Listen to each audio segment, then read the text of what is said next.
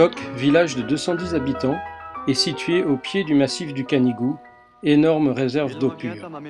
Jok existait déjà au temps des Romains, le château actuel datant du XIIe siècle. Le canal, ou Rec Major, date de 1281.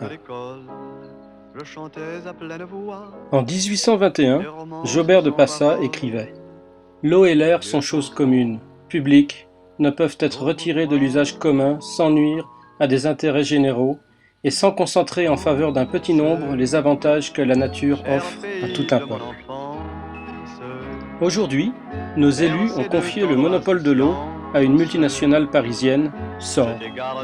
Il ne s'agit pas d'une privatisation, mais d'un PPP, partenariat public-privé. En gros, les profits vont au privé, alors que les investissements vont aux contribuables qui ont déjà vu leur facture d'eau augmenter sauvagement. De 2001 à 2003, SOR nous facture le traitement des eaux usées alors que nous ne sommes pas raccordés à l'égout. Ils nous répondent que nous sommes raccordables aux termes de la loi et que nous devons payer. Pourtant, l'article 15 du contrat stipule clairement le terme raccordé et non raccordable. Pendant 4 ans et demi, nous n'avons pas de pression d'eau. Pire, celle-ci décroît au fur et à mesure que les lotissements se remplissent en contrebas du village. Le principal problème est que le château d'eau est situé trop bas. Cela signifie vivre 4 ans et demi avec des seaux remplis d'eau et l'impossibilité d'utiliser l'électroménager. Tout doit être fait à la main. En décembre 2005, je relis le contrat qui nous lie à SOR et remarque que l'article 21 nous autorise à bloquer un paiement à condition de pouvoir prouver notre bonne foi. Il faut reconnaître que c'est efficace, puisque 3 mois plus tard, un surpasseur est installé. En mai et juin 2006, SOR installe un égout sur notre parcelle, sans notre autorisation. Je saisis alors les pouvoirs publics qui agissent le jour même. Cela déclenche le courroux du maire. La semaine suivante, il accompagne le préposé de SOR qui nous coupe l'eau.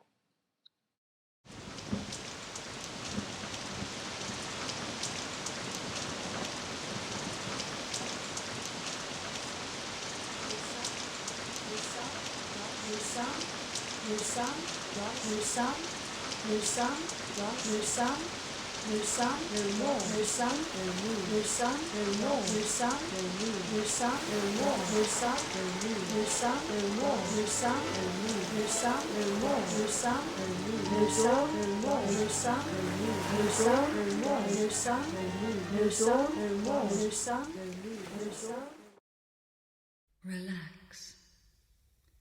You're quite safe here.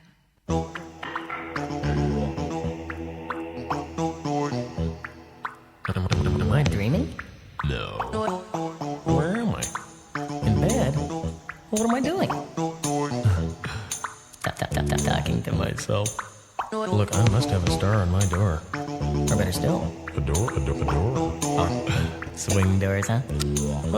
Okay, doors. Selon le ministère de la Santé, depuis 1999, un seul prélèvement a respecté les références de qualité de l'eau. On nous a notamment averti que l'eau dite potable que l'on nous distribue contenait un fort taux de diuron, un pesticide interdit reconnu cancérogène.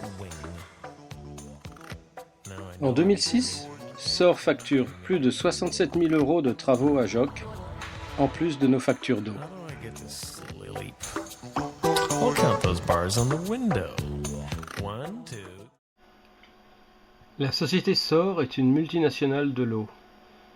Elle revendique 5700 contrats eau, fournissant 6700 communes, ce qui représenterait 5,5 millions de consommateurs.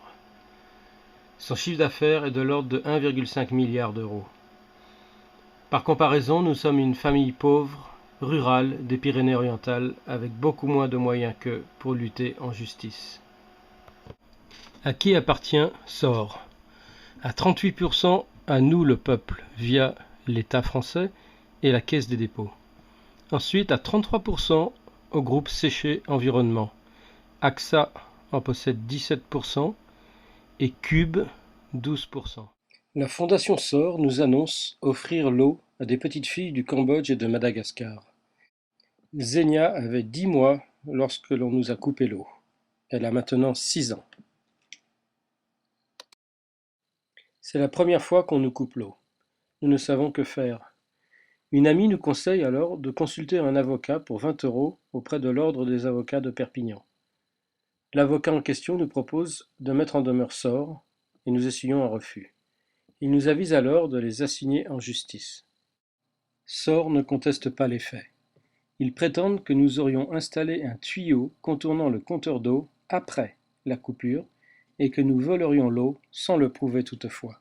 C'est bien sûr faux et prouvé par 2 huissiers de justice. Sor n'apporte aucune preuve, mais 2 témoignages.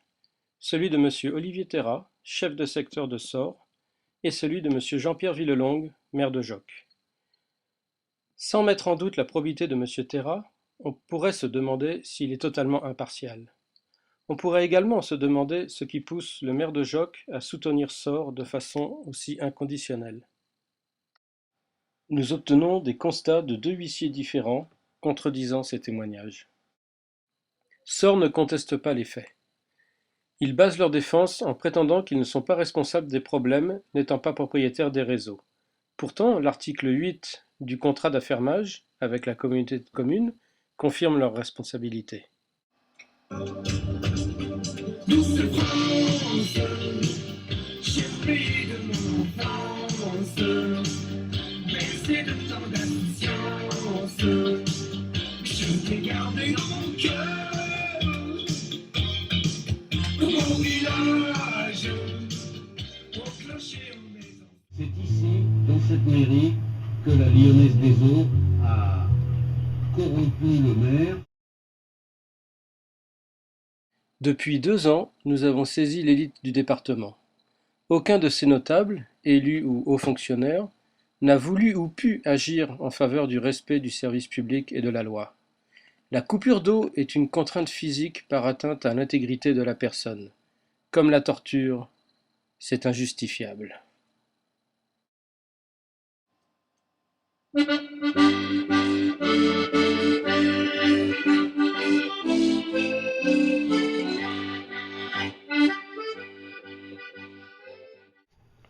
Nous avons vécu 5 ans de cauchemar judiciaire.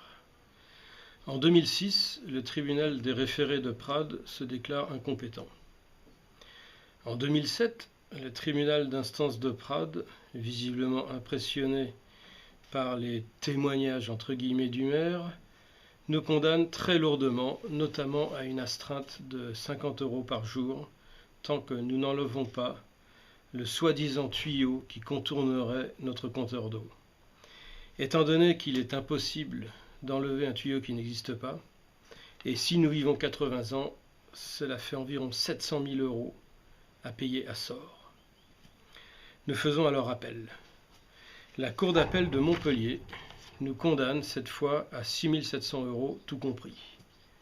C'est certes beaucoup mieux, mais inacceptable. Nous avons toujours respecté le contrat alors que Sor a commis de nombreuses infractions. Notre avocat nous conseille de nous pourvoir en cassation, mais à ce stade, nous sommes quasiment ruinés. Nous faisons alors une demande d'aide juridictionnelle auprès de la Cour de cassation, tout en sachant que c'est très rarement accordé. La grande surprise, la Cour de cassation nous accorde l'aide juridictionnelle. Le 6 juillet 2011, nous gagnons en Cour de cassation, après 5 ans de lutte.